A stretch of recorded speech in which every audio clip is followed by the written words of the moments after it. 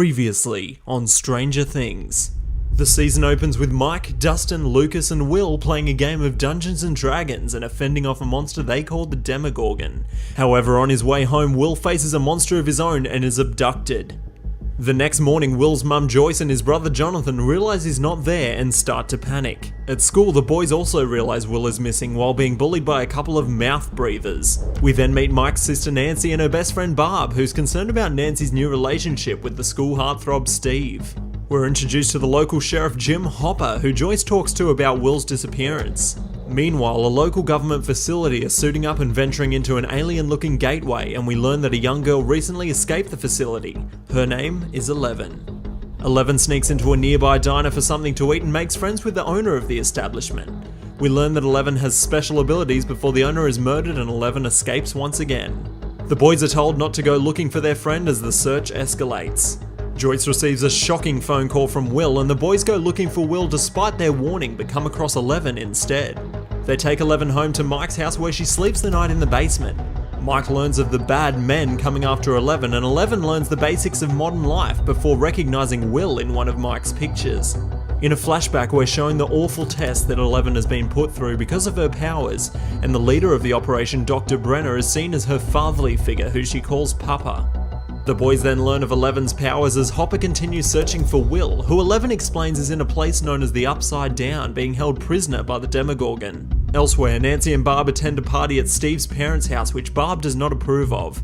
Nancy then ditches Barb before she is photographed by Jonathan and disappears into the night. Joyce receives shocking phone call number 2 and discovers that Will is talking to her through the electricity, and let's just say her household gets pretty lit. Hopper starts investigating the government facility and Nancy realizes that Barb is missing. Joyce meanwhile makes progress contacting Will before the Demogorgon reveals itself to her. Hopper discovers the facility is caught up in multiple lawsuits, but all hope is soon lost when Will's dead body is recovered from a river. However, Eleven manages to tune into Will singing on Mike's walkie-talkie. Joyce and Jonathan identify Will's body, but Joyce refuses to believe the corpse is her son. The police start looking into Barb's disappearance, and Nancy and Jonathan admit to each other that they saw a faceless creature the night Barb vanished. The boys prepare Eleven to be taken out in public, and they all attend a school assembly for Will, where Eleven teaches the mouth breathers a lesson. Hopper starts to connect the dots and discovers Will's body is a fake. He breaks into the facility and discovers what is really going down there, then suddenly wakes up in his house where he finds a bug in his light fixture.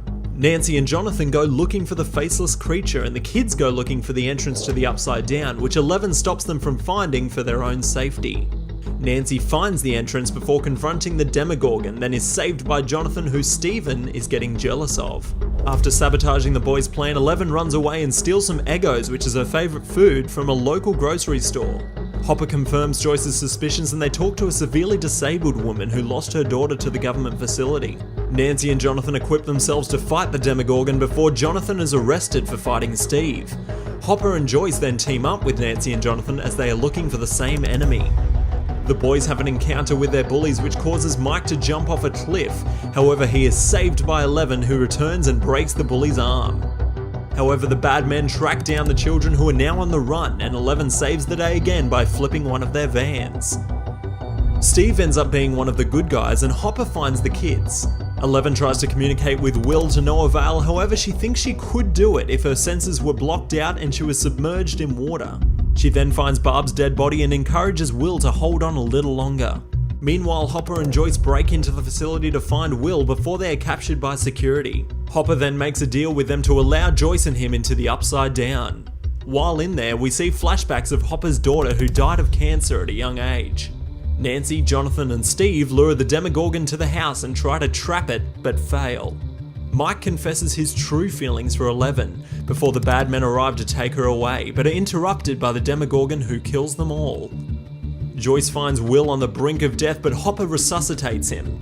Eleven grows weak but uses her last ounce of strength to disintegrate the Demogorgon, taking her with it. Will recovers in hospital and Hopper is seen getting into a government vehicle. 1 month later and we again see the boys playing, but Mike still misses Eleven. Nancy ends up back with Steve and Will is still suffering from his experience in the Upside Down. Hopper is then seen leaving Eggos in the woods. We're first introduced to a girl who can make people see what she wants them to see, and she reveals a tattoo just like 11's. Mike, Dustin, Lucas and Will head down to their local arcade where they find a player named Mad Max has beaten their high score in Dig Dug, when suddenly Will experiences the Upside Down and witnesses something emerging in the sky before snapping out of his trance. Hopper is back at work and being pestered by a local conspiracy theorist who is starting to piece things together regarding 11 and the facility, but Hopper dismisses him to look into a local farmer's pumpkin patch that's been poisoned. We're introduced to Billy and his younger sister Max, who the boys discover is the notorious Mad Max who beat their high score. Joyce has a new boyfriend named Bob and is trying to get some answers about Will's recent episodes in the Upside Down. Dr. Owens is Will's specialist who also supervises the maintaining of the Upside Down gateway, preventing it from spreading. Nancy and Steve visit Barb's parents' house, who just hired a private investigator to help find their daughter, which overwhelms Nancy with guilt. Jonathan tries to cheer Will up before he has another episode and witnesses the shadow monster. Hopper retreats to a cabin in the woods where him and 11 are currently residing. 11 escaped the Upside Down and now Hopper won't let her leave the cabin in order to keep her safe. Joyce discovers Will's drawings and alerts Hopper, who is the only person she can trust. The boys are the only ones that dress up for Halloween but try to enlist Max into their group. We learn that her brother is bad news and he threatens to run the boys over with his car. Hopper looks further into the poison crops in the area and finds a pattern. Joyce and Bob fantasize about moving away to escape these events, and Nancy confesses to Steve that their relationship is bullshit. Meanwhile, 11 finds a way to communicate with Mike, and Dustin finds a little creature in his trash and calls him Dart. Not sure what it is, Dustin starts doing some research. Bob tells Will to stand up to the monsters that haunt him, and while one relationship blossoms, another ends. Tired of being cooped up in the cabin, 11 leaves in search of Mike and the gang, who are trying to figure out what Dart is. Will recognises it from the Upside Down and the group decide to destroy it, but Dustin has other ideas. 11 finds Mike and thinks he's falling for Max, so she makes Max fall instead. 11 has a meltdown, Will gets possessed, and Jonathan and Nancy decide to meet up with Barb's parents to tell them the truth. Little do they know they're being watched and are taken to the facility where they are warned against telling anyone about the town's impending doom. The shadow monster starts taking over Will's body and he starts drawing some sort of map. 11 finds newspaper clippings of a woman that is likely her mother, so she tries to communicate with her and learns her own real name is Jane. Nancy and Jonathan skip town in search of answers and Dart eats the family cat. Hopper discovers the cause of the crop poisoning, some upside down tunnels which try to consume him. Dart gets pucked and 11 goes looking for her mother and finds she is traumatized by the events that separated the two of them. Nancy and Jonathan meet up with the conspiracy theorist and they help each other fill in the blanks. Bob helps Joyce find Hopper and Will starts feeling the damage the facility is causing to the gateway. Dustin teams up with Steve to help kill Dart, but he's already escaped into the tunnels. Joyce gets fired up and so do John and Nancy. Hopper recovers after his experience and is shown the full scale of the upside down tunnels. The gang meet up at the junkyard to take care of these demo dogs, and Steve saves the day. The monster inside Will ambushes the workers in the tunnels, and 11 learns of her long-lost sister who was raised in the facility with her. Carly, aka 8, and her gang of vigilantes spend their time serving justice to those who have wronged them. 8 trains 11 to become more powerful and gives her a bitchin' makeover. 11 joins the dark side but remembers that her friends need her and returns to Hawkins. The demo dogs infiltrate the facility and our heroes are trapped inside.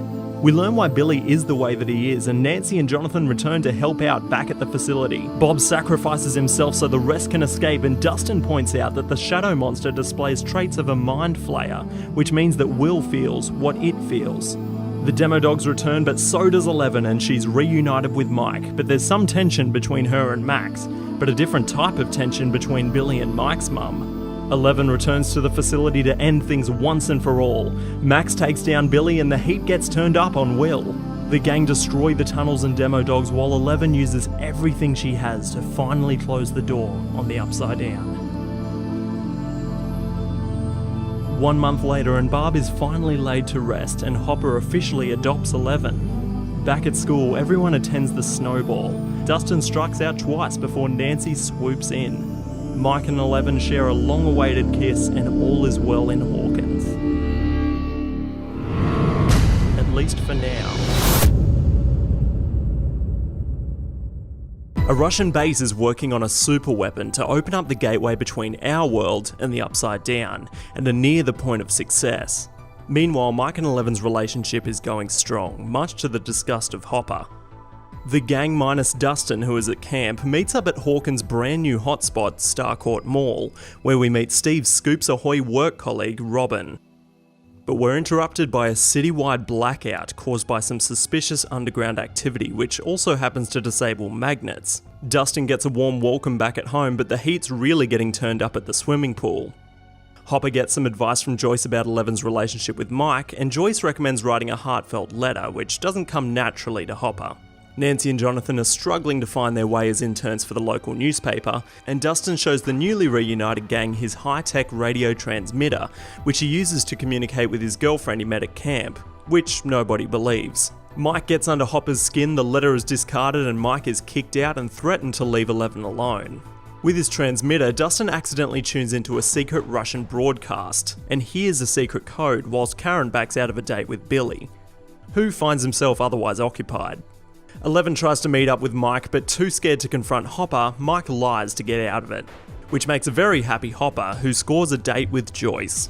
The magnets stop working again, Nancy and Jonathan take their journalistic work into their own hands, and Eleven decides to hang out with Max instead. Billy is not his normal self after the night before, and Lucas's sister Erica stirs up trouble at Scoops Ahoy. The journalistic heroes go to see an old lady whose rats are behaving oddly familiar. Hopper has problems following the mayor's rules, and Eleven has problems following Hopper's rules of staying out of public. Concerned about the blackouts and magnets, Joyce seeks assistance from the one and only Mr. Clark. Eleven gets a new look and catches Mike in a lie, resulting in him getting dumped. Hopper is then stood up after Joyce is distracted by the magnets. Billy kidnaps one of his colleagues from the pool and brings her to the steel mill where he was previously taken. And Eleven accidentally stumbles across him whilst using her powers to spy on the boys. Will has trouble accepting that the group is growing up, and Joyce tries to explain to Hopper why she's been so distracted. Nancy's rat story gets turned down, Eleven learns of the girl Billy kidnapped, and Joyce and Hopper retrace their footsteps in the research lab from their last brush with the Upside Down. But someone is hot on their trail. Dustin, Steve and Robin figure out the meaning of the Russian code words and learn of a secret meeting, and the old lady with the rats has a secret of her own.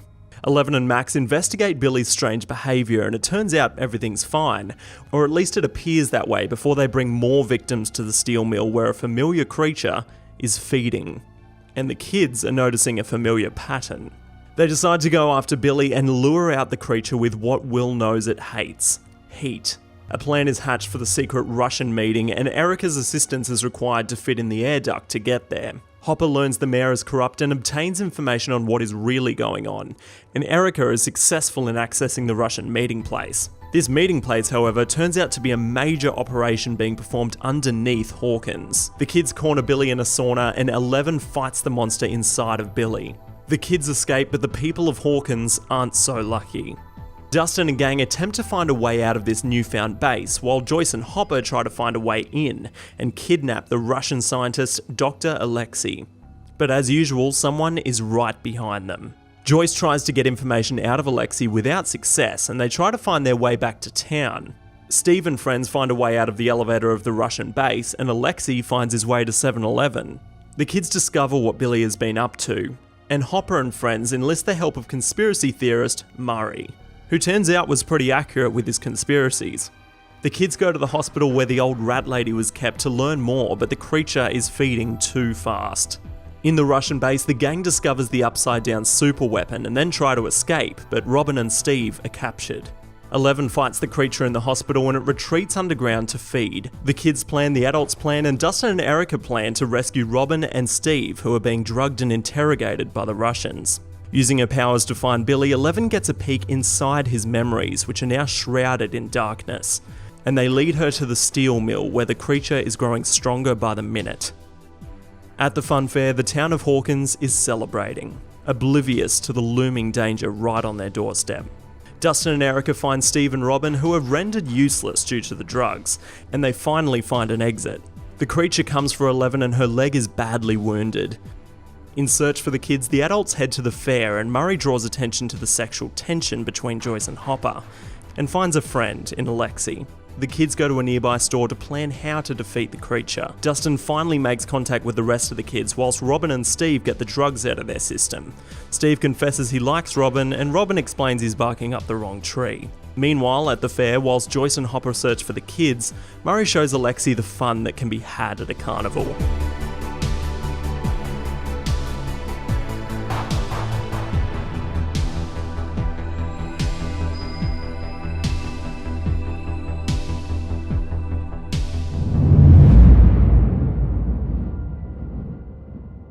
Hopper, Joyce and Murray narrowly manage to escape the fair. In her usual fashion, 11 saves the day. However, the wound in her leg overcomes her and she discovers a part of the creature is inside her and she must remove it. The gang is then reunited and learn the Russian superweapon needs to be shut down to close the gate between the two worlds. It's Hopper, Joyce and Murray's turn to go underground and Dustin's transmitter is used to talk to them. Murray goes deeper inside the base to destroy the weapon from the inside out, but time is running out. Since 11 removed the creature from her leg, her telekinetic powers are now gone, and the creature now knows where they are. Whilst waiting for Murray, Joyce and Hopper open up about their feelings towards one another. Murray tries to sabotage the superweapon and the kids try to escape the mall, but are thwarted by Billy. Well, nearly. It turns out Dustin really does have a girlfriend. Billy comes for 11 and presents her to the creature, but the gang distracts it with fireworks. To destroy the superweapon once and for all, 2 people are needed. However, Hopper is delayed fighting the Russian henchmen. 11 reminds Billy of who he really is by showing him the memories she saw.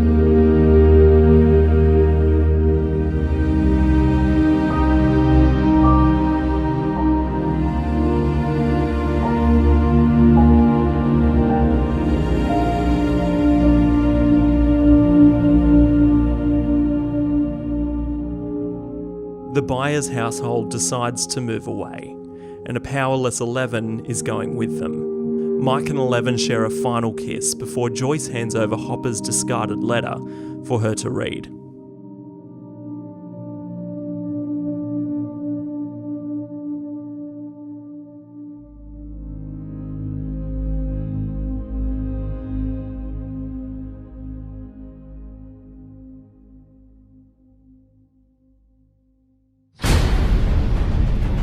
Meanwhile, in Russia, the Russians have prisoners being held in cells, taking them out and feeding them to an all too familiar creature.